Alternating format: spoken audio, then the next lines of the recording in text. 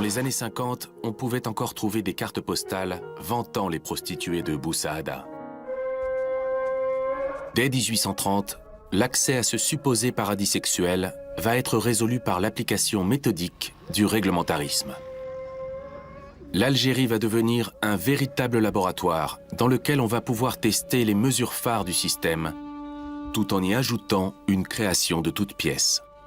Le quartier réservé, c'est-à-dire exclusivement dédié à la prostitution. Et donc ces quartiers réservés vont devenir de véritables usines à vices, comme on les appelle à l'époque, c'est-à-dire des villes, des quartiers clôturés de murailles avec un poste militaire ou policier pour en garder l'entrée, dans lequel sont réunis, nous dit-on, l'ensemble de la prostitution officielle d'une ville.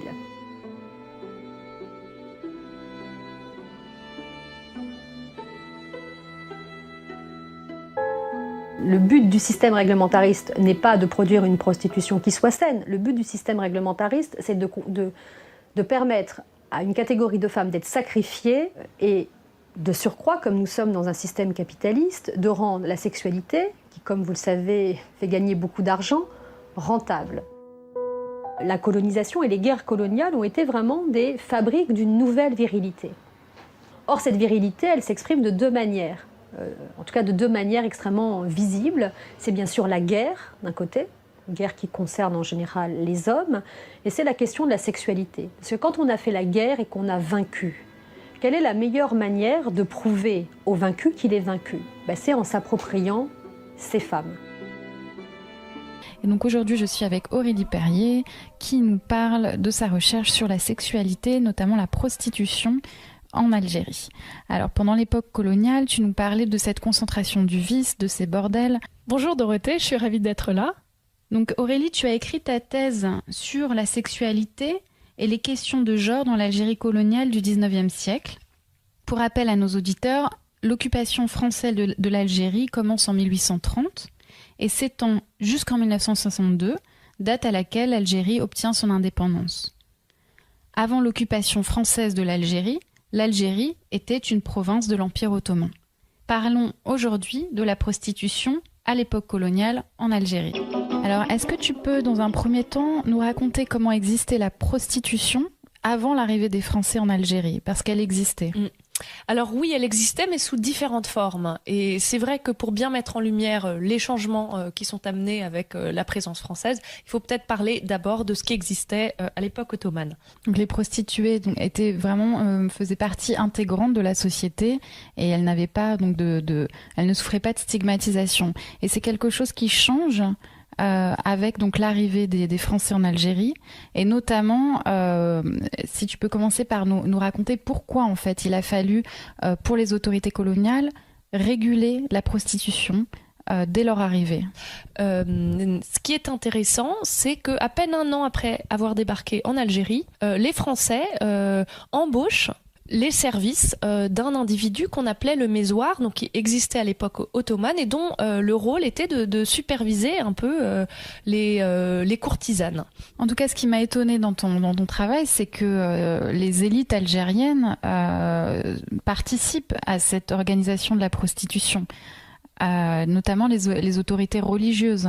Voilà, donc j'ai parlé en premier lieu du mésoir, qui a initialement accepté de travailler pour les Français, donc de donner le registre des femmes courtisanes qu'il avait inscrites. Mais il y a aussi d'autres personnes, notamment le cadi, le juge musulman. Donc on sait qu'il y a eu quand même un certain aller-retour entre les élites religieuses et puis la police des mœurs, qui interroge un peu parce qu'on a tendance à penser que ça aurait pu être que le reflet d'une volonté finalement française, mais effectivement, comme tu le notes, c'est surprenant de voir qu'il y a cette connivence entre les élites algériennes et françaises. Alors comment on peut faire sens de ça ? L'occupation française signifie la présence sur le sol algérien de contingents militaires très importants. Donc, qui dit présence masculine dit bien sûr nécessité de gérer la demande sexuelle de ces hommes. Et en fait, les espaces traditionnels de plaisir charnel qu'on a évoqués au début du podcast tendent à se transformer pour ressembler finalement de plus en plus au bordel où il y a une taylorisation de la sexualité. Une taylorisation c'est-à-dire qu'il y a il y a certaines prostituées, notamment au XXe siècle, qui ont jusqu'à 70 clients dans la journée. Donc, à la chaîne. On est tout de suite dans la consommation d'un corps. C'est parfois minuté, etc. Et le but est lucratif, quoi. Donc c'est vraiment le capitalisme sexuel. Et justement, ce qui est intéressant, c'est cette fascination en même temps pour le corps des Algériennes, parce que Constantine, donc c'est la ville sur laquelle tu as travaillé pour ta recherche, est un lieu touristique, un lieu de tourisme sexuel même. Dans la réalité, c'était souvent bien plus compliqué, et comme tu le désignes, il y avait effectivement une demande de la part de touristes qui venaient, pour des raisons, vraiment, donner libre cours à leur désir sexuel et leurs fantasmes. Donc dans la réalité, en fait, la prostitution était un ferment de métissage. Justement, oui, je voulais en venir à là. C'est un lieu de rencontre, finalement, la prostitution, entre Français et Algériennes. Et ce que je trouvais très intéressant de ton travail, c'est notamment de voir que les prostituées sont les premières à s'habiller à la française, à porter des noms français. Donc il y a toute une transformation des femmes algériennes au contact de ces Français qui s'opère. Cette idée de contaminer, en tout cas d'importer des idées, des pratiques, des normes européennes dans la société algérienne. Notamment la présence de l'alcool, parce que dans les bordels il y a de l'alcool. Est-ce que ça contribue à la diffusion de cette consommation dans la société algérienne? Alors en fait, il y avait une régulation contre la présence d'alcool dans les bordels. Mais ce qui se passe, c'est plutôt que les prostituées, après, sortent du bordel, ou en tout cas, tu évoquais tout à l'heure la folklorisation de la prostituée. Il y avait notamment une tribu en particulier dans l'Algérie ottomane qui était connue pour former des courtisanes. Et c'était quelque chose où les mères formaient leurs filles, etc. Et c'est quelque chose qu'elles pratiquaient pour un temps, pour amasser un petit pécule avant de se marier, et qu'ensuite elles abandonnaient entièrement cette profession. Dans l'introduction que vous signez avec d'autres historiens, qui est blindée scientifiquement, celle-là. Par rapport à ce qu'on a vu, elle n'est pas d'une violence folle. Elle l'est parce qu'elle est à la fois quelque chose qui montre qu'il n'y a aucune retenue. On est au bordel, au BMC, bordel militaire de campagne militaire. Et on voit bien qu'il n'y a aucune pudeur et que la mise en scène de la photo, elle est justement de montrer que tout ça appartient à ces militaires qui sont là. Là, on est en quelle année? On est au milieu des années entre 25 et 30. On voit bien au niveau des trucs, on est certainement dans le sud algérien, au niveau des uniformes. Mais surtout, ce qui est incroyable, c'est la mise en scène qui est proposée. Il y en a d'autres dans le livre. On voit la mise en scène à un moment de jeunes filles qui font la pyramide des prostituées. Des comme ça, on en a vu des centaines. 1 millier de prostituées à peu près qui vivaient dans une ville fermée avec des cinémas, des bars, des restaurants, des lieux de divertissement. Et on allait au bordel. Mais cette fois-ci, ce n'était pas un lieu, c'était une ville bordel. Et les Français ont inventé ça. C'est-à-dire qu'ils ont inventé quelque part des mondes qui n'existaient pas avant leur arrivée, sont devenus des mondes du réel, car ça faisait partie de leur harem à eux, de leur compensation d'être là-bas, de ce monde qu'ils découvraient et qui devenait le leur, où ils avaient tous les droits.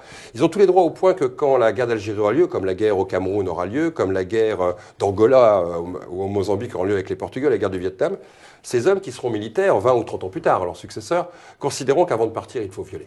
Et les guerres coloniales seront parmi les plus violentes sur le corps des femmes qu'on ait connues. Parce que partir de ces empires, c'était donc laisser derrière soi ces femmes. Et la meilleure manière de les punir, d'abandonner quelque part le colon, ça a été de détruire leur corps et donc de les violer. Et donc ces histoires, elles ont un impact réel. C'est que tout ça a fabriqué un droit de propriété sur ces corps. Ce n'est pas simplement des prostituées qu'on mettait en scène là. C'était des prostituées aux colonies. Et par définition, elles n'étaient là que pour servir le blanc et le colonisateur.